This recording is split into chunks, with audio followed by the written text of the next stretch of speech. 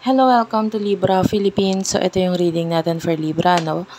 This is for Sun, Moon, Rising, Venus, and Jupiter Libras. Take only what resonates. Bale, hindi po ito magre-resonate sa lahat. Kunin mo lang yung mga messages na magre-resonate para sa'yo. For personal reading, Jing Tarot Reader, search mo lang siya sa Facebook. Siyempre, pwede magbigay ng personal reading sa'yo. Kung gusto mo ako mapanood ng live, Unicorn Princess Tarot, yan yung TikTok ko. And yung Madam P Vlogs, yan naman yung isang channel natin dito sa YouTube. At dyan ay pwede kang manood ng live sa akin pag inabot mo yung aking live. Sana maabot mo yung live ko, ha? Okay, so let's start. Please do comment down below. Kahit po heart lang, smileys, malaking bagay yan sa akin. Start na natin ng reading. Libra, messages for Libra, please. You have here the 8 of Cups, Page of Swords. Tell me more.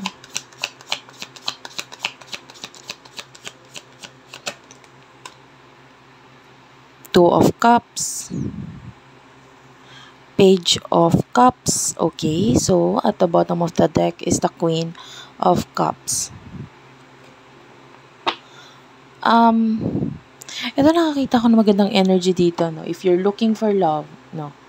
Hindi para sa lahat. Yung iba, you're just single, hindi ka naman looking for love. Nakakita ko ng magandang connection dito. Nakakakilig nga sa totoo lang.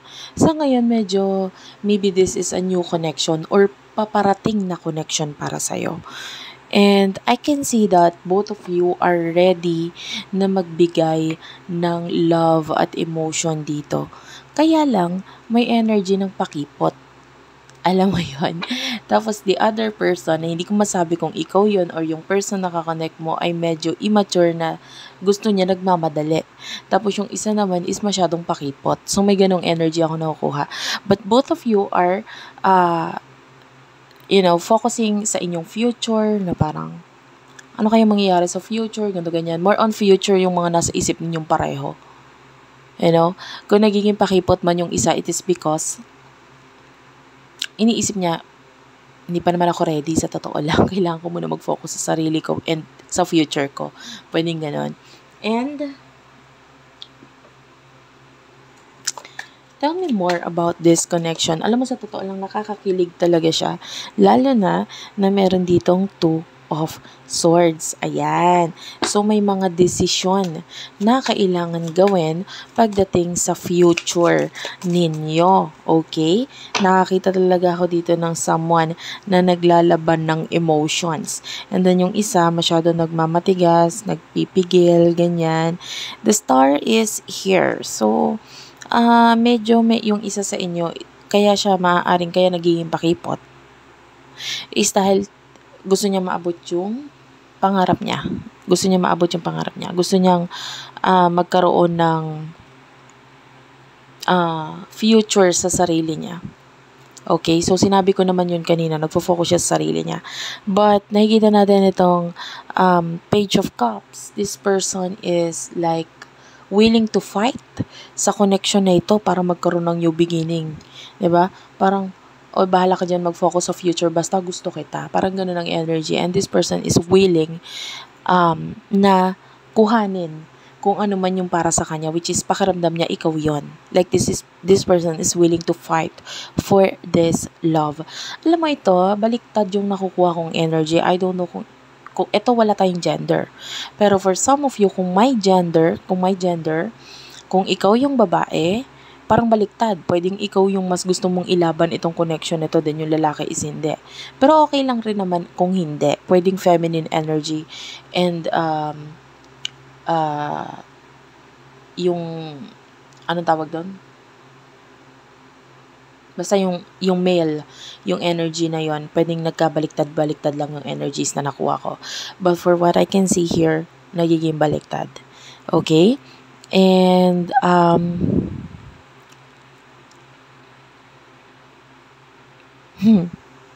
may nakukuha pa nga akong energy dito ng parang, hindi bale na nga lang kung maaaring yung isa sa inyo may offer na in the past na parang hindi inaccept agad-agad nung isa.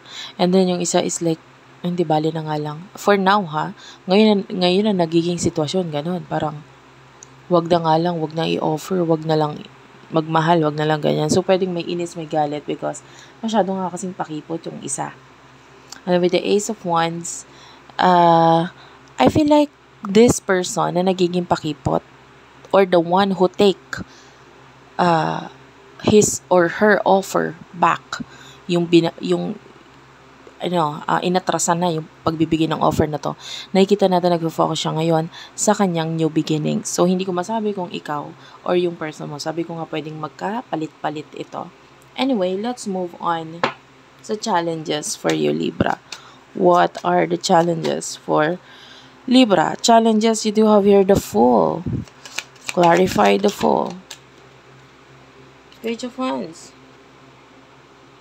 For some of you, maybe ang challenge ay ang mga new connections or kung sino man ito mga new person because, maybe kaalis mo lang sa isang sitwasyon or maybe yung iba, you just got hurt or maybe may ending na nangyari regarding connection or twin flame soulmate connection, whatever. But for now, you are not yet ready. You are feeling a lot of heartache, sakit, lungkot, na nararamdaman. So, parang hindi ka pa rin naman talaga totally handa magmahal or makipag-connect or communicate ulit. But, nandun yung parang gusto mo, pero parang hindi ka sure. So, yun yung medyo challenging para sa'yo. Okay? Especially na, kung medyo mas bata yung kakonect mo or mga nakakakonect mo, paano sumabay dun sa age nila? So, medyo challenging din para sa'yo yun. Especially for some of you, medyo immature kang mag-isip, pero medyo mature din naman. There are times na mature din naman, na parang hindi naman kayang sabayan nung isa. So, yun yung nagiging problem. So, anyway, let's move on to your future. For your future, spirit guides, angel guides. Okay, wait lang guys. For the future of Libra, you have the 3 of Swords, the 9 of Swords, and the 4 of Cups. Queen of Swords is here regarding a connection na parang may third party na involved. I don't see it working in the near future. Mas nakikita pa nga natin yung paglalayuan, pag-iiwasan, pagka-cut off if there's a third party na involved doon sa mga previous connection mo. And in the future, nakakita tayo ng victory, plano. For some of you, plano na pag-alis, paglayo, pag-travel or pag-uwi. I don't know kung nasa malayo ka na ba ngayon, ganun. So anyway, nakakita tayo ng mga ganyang future for you. This is like more actions na may kinalaman sa sarili mo, sa success sa'yo. And I can see na yung iba kung uuwi, nakikita natin yung victory. I can see a lot of respect mula sa tao sa paligid mo. I can see a lot of happiness, celebration mula sa mga tao sa paligid mo. And you are the Queen of Swords, Gemini, Libra, Aquarius energy. Whatever you cut off from the past, you are now moving on in the near future. Yung iba sa inyo na manage mo na ikaw ay maka-move on na completely. Pero nandun yung masyado ka ng anong tawag dito? Hindi ka na agad ngayon nagmamadali.